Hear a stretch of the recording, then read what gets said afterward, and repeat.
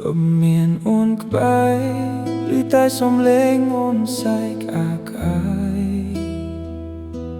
ឥឡូវមានតែសំឡេងភ្លៀងធ្លាក់និងសំឡេងបេះដូងបងដែលឈឺចាប់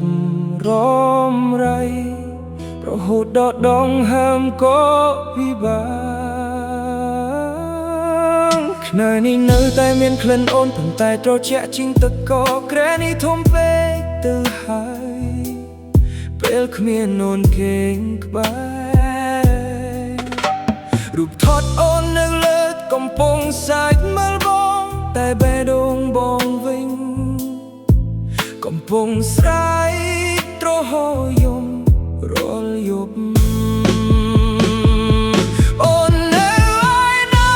អូនឮសំឡេងបងហើយមែនទេបងនៅទីនេះរងចាំអូនរងចាំអូនទៅទៀតវិលមកវិញភ្លាមសូមគុំទុកបងនៅអ្នកឯងបន្ទប់នេះគ្មានន័យបើគ្មានអូននៅក្បែរយប់នេះបងនឹងអង្គុយរហូតដល់ព្រឹកភ្លឺកាន់រូបថតអូនជាប់ដៃសួរថាអូនយំដែរឬទេបើអូនភ្លេចបងហើយសូមប្រាប់បងដងទៀតថាបេះដូងអូនមិនទាន់ស្លាប់នៅតែស្រឡាញ់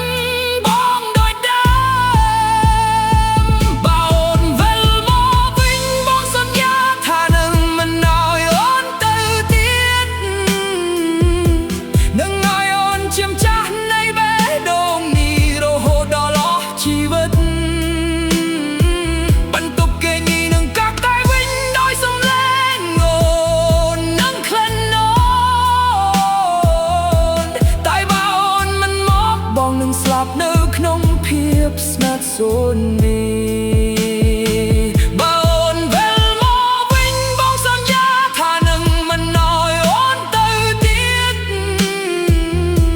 នឹងឲ្យអូនជាម្ចាស់នៃបេះដូងនេះរហូតដល់អស់ជីវិត